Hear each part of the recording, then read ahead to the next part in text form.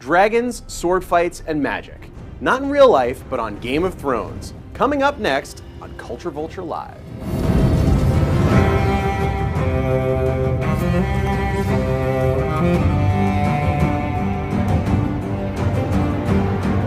Greg here, and this week on Culture Vulture Live, we're talking about the HBO hit Game of Thrones and what marketers can learn from the show.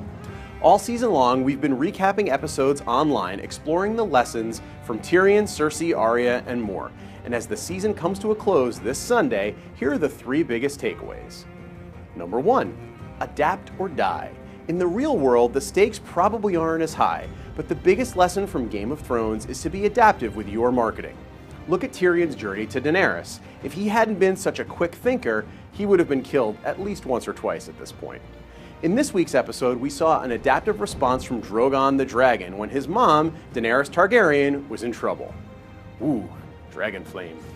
It's not enough to visit your real-time war room for big events. Brands need to create an adaptive culture and pre-plan their reactions to various scenarios in advance.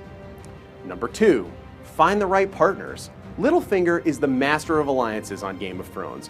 This season he's working with the Boltons and Cersei Lannister, and these partnerships have helped him to go from being a brothel owner to the potential next King of the North. For brands, the right sponsorship partner or the right publisher can have a huge impact on what you're doing. Assess carefully and make sure your partners match what you stand for. You don't want to end up like Cersei, who made an alliance with the High Sparrow and as a result is drinking water from a prison floor. Ugh. Number 3, know your brand identity. This season, Arya Stark's struggle has been to let go of her identity and become a faceless assassin. And her sister Sansa's terrible marriage was all about reclaiming her heritage in the North. Brands know what they stand for and how they want to be represented in the marketplace, but sometimes a company's identity is defined by how consumers perceive it, not how we intend it. As marketers, we need to use those perceptions to continue building brand identities for the future. Thanks for watching Culture Vulture Live and Game of Thrones. For more information and our season-long recaps, visit mindshareintheloop.com.